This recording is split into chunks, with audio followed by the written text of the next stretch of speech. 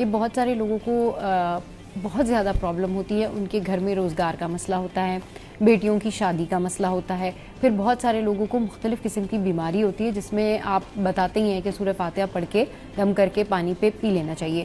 تو یہ بتائیں کہ جو مختلف قسم کی لوگوں کی شکایات ہوتی ہیں کہ جی ہمارے گھر میں روزگار کی تنگی ہے یا بے روزگاری زیادہ ہے, ہماری بیٹیوں کی شادیاں نہیں ہو رہی ہیں یا ہمیں دوسرے مسائل کا سامنا ہے, تو سورہ فاتحہ کی فضیلت کی برکت سے, اس کی بدولت کیسے یہ مسائل جو ہیں وہ حل ہو سکتے ہیں, کتنی دفعہ پڑھنی چاہیے؟ دیکھیں بہت اچھا سوال ہے. سورہ فاتحہ میں اللہ پاک نے برکتیں رکھی ہیں. اگر جیسے مفتی صاحب نے ابھی بتایا کوئی پاگل ہو تو اس کی شفا بھی ہے.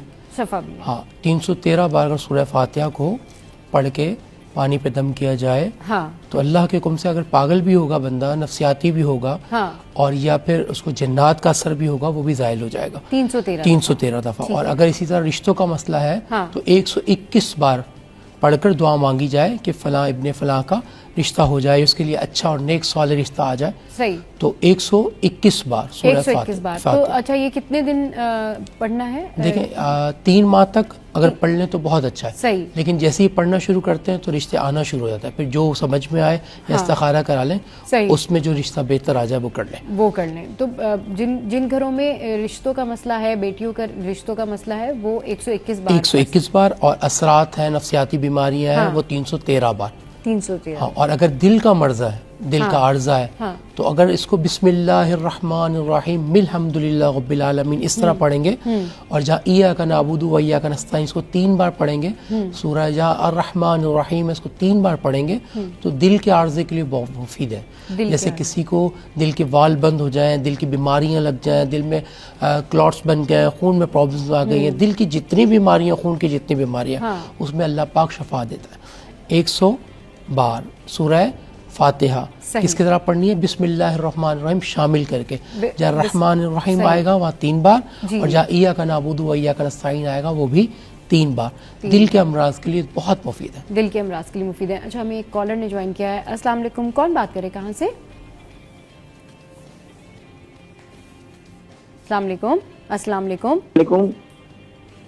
جی ہلو. جی پوچھیے, کیا کون بات کرے, کہاں سے, کیا سوال ہے آپ کا؟ یحییٰ بات کر رہا ہوں. اچھا یحییٰ, جی پوچھیے سوال. پہلے تو مفتی حضرات کو سلام ہو, اور بڑا اچھا لگتا ہے کہ جمعے کے دن ایٹ لیسٹ وہ ماحول بن جاتا ہے کہ ہم کچھ سیکھنے کو ملتا ہے ہمیں مفتی حضرات سے.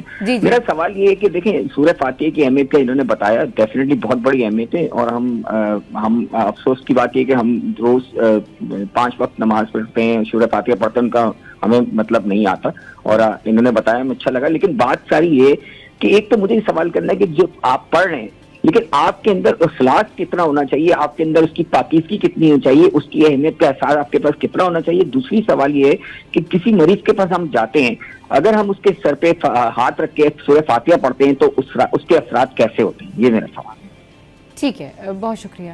خواجہ صاحب جی, پہلا سوال تو ان کا متعلق تھا کہ ہمیں سمجھ کے پڑھنا چاہیے. دیکھیں اولیاء اللہ کا طریقہ یہی رہا, پاکیزگی اور طہارت کے ساتھ, پاکیزگی طہارت کے ساتھ, پھر توجہ, پھر وہ معنی جو ہیں لفظ کے معنوں کو اندر سمجھنا, محسوس کرنا کہ وہ ایک ایک حرف میرے اندر اتر رہا ہے. پھر یہاں رکنا نہیں ہے, پھر جب محسوس کریں گے تو پھر لذت محسوس ہوگی, آپ کی روحانیت محسوس ہوگی, اور جیسے جیسے روحانیت محسوس ہوتی جائے گی آپ کے اندر روحانی طاقت بڑھے گی.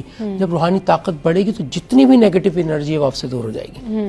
اور دوسرا سوال یہ تھا کہ ہمیں اس کو جو مریض ہے اس کے سر پہ ہاتھ رکھ کے یا پڑھ کے. دیکھیں جب ہوتا یہ ہے کہ اللہ کے کلام میں نور ہے, تو جو پڑھنے والا ہوتا ہے اس سے نور ٹرانسفر ہوتا ہے. جیسے دم ہم کرتے ہیں تو وہ جو پڑھا گیا اس سے ایک نور بنا, وہ نور نے اس بیماری, اس نیگیٹو انرجی کے انگینسٹ کام کیا, جس سے وہ مرض دور ہو گیا. اگر سر پہ ہاتھ رکھ کے پڑھیں گے تو بھی ٹھیک ہے, پانی پہ دم کر کے پڑھیں گے تب بھی ٹھیک ہے, اگر دور بیٹھ کے پڑھیں گے, فون پہ پڑھیں گے تب بھی ٹھیک ہے. تو شفا من جانب اللہ ہے, میرا اللہ چاہے گا تو ضرور شفا ہو جائے گی. بالکل انشاءاللہ.